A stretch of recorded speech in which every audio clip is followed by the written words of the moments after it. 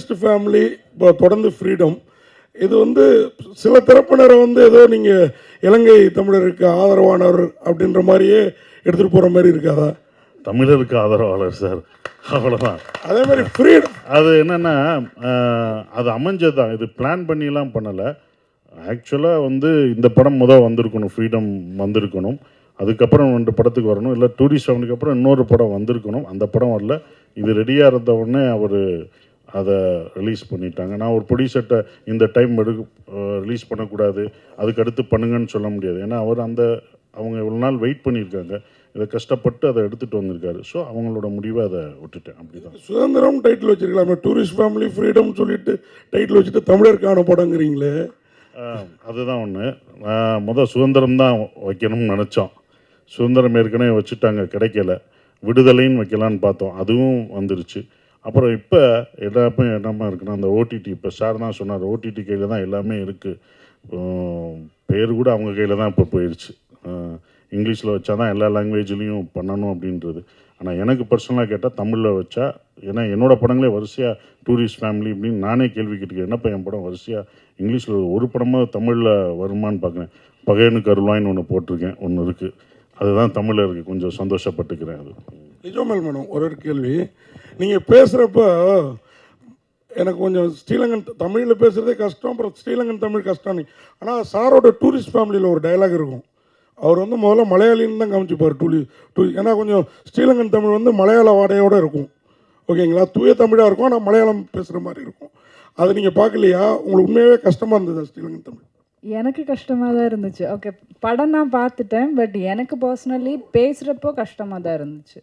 Sir, இயக்குனருக்கு ஒரு கேள்வி சார். இந்த படம் சத்யசிவா சார், இந்த படம் வந்து வேலூரில் தான் நடந்தது, 1995 நடந்தது. அப்போ 43 பேர் தப்பிச்சு போனாங்க சார். அந்த 43 பேரும் அன்னைக்கு வந்து கோர்ட்டில் வந்து விசாரணை அப்போ வந்து அவங்க வந்து ரெஃப்யூஜிஸ்ன்னு சொல்லவே இல்லை, அவங்க வந்து திட்டவட்டமாக விடுதலை புலிகள் அப்படின்னு தான் குறிப்பிட்டிருந்தாங்க. பட் இந்த சென்சாரில் வந்து நீங்கள் வந்து இது வந்து உண்மை சம்பவத்தை பேஸ் பண்ணி எடுத்திருக்கேன் அப்படின்னு சொன்னீங்க.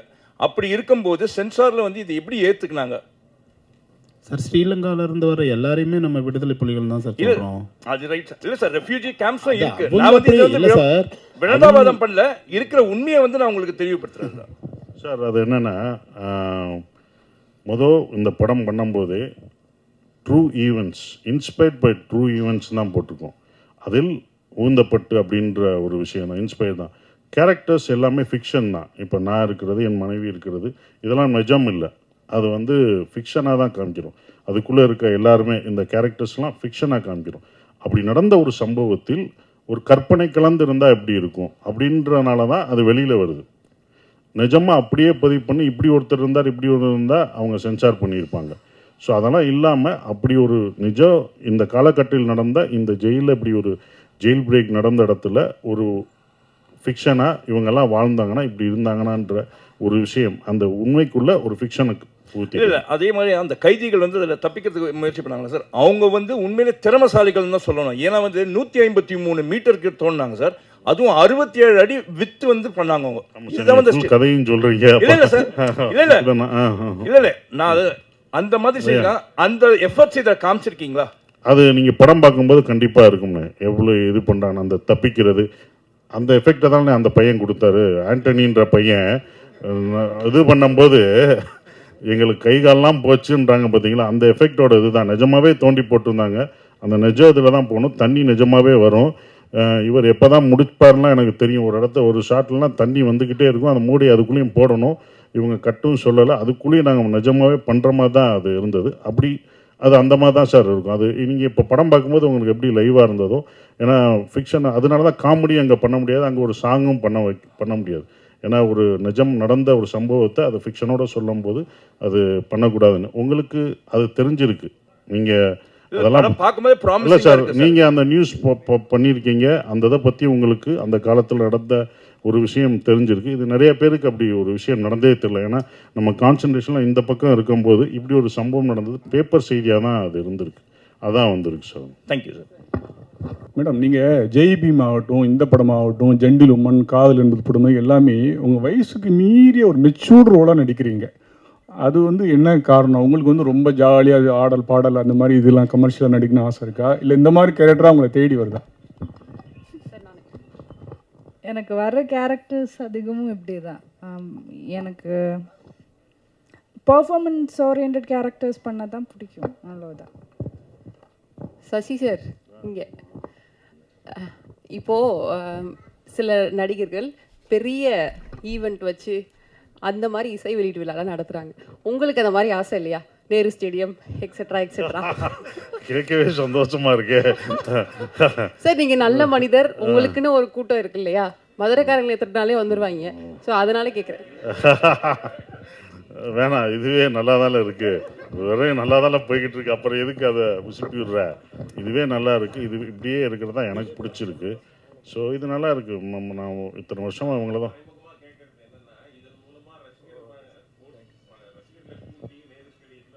ரசிகர் மன்றம்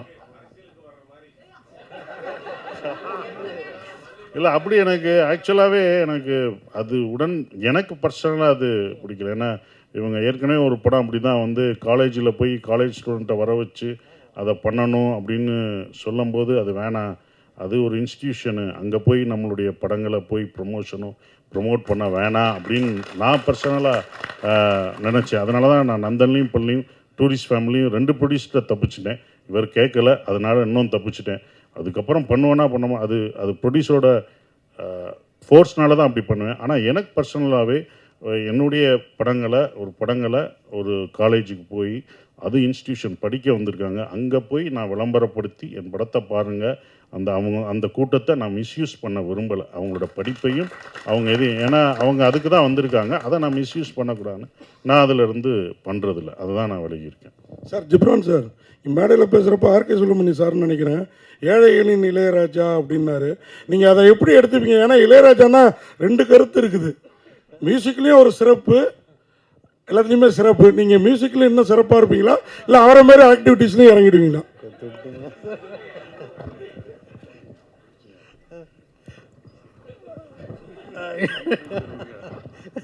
இல்லை சார், ஐயோ என்ன சொன்னாலும் மாட்டேன்னே. ஓகே,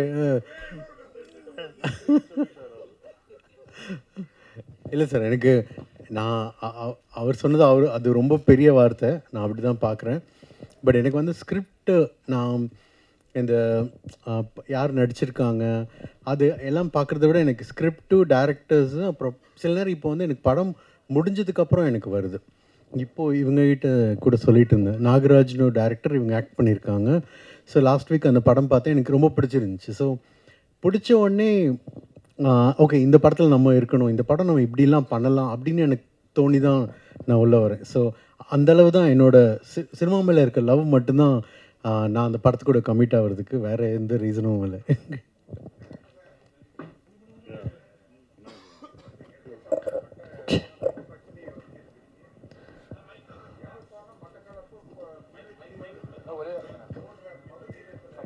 சார் ஒரே ஒரு நிமிஷம் சார், ஒரே ஒரு நிமிஷம், மைக்கு மட்டும் கொடுக்குறோம், இறுதி கேள்வியாக இருக்கட்டும்.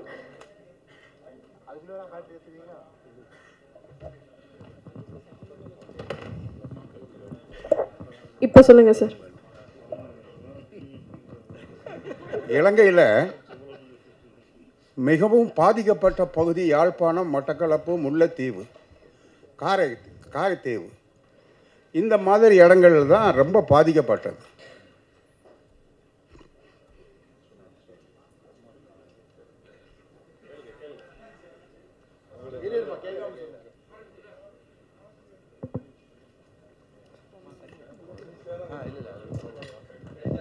அண்ணா சொல்லுங்கண்ணே, பரவாயில்ல சொல்லுங்கள், நீங்கள் மனசில் இருக்க சொல்லுங்கள், கேளுங்கண்ணே, ஒன்றும் இல்லை, சாரிண்ணே, அதான் சாரிண்ணே சொல்லுங்கண்ணே, கேளுங்கண்ணே.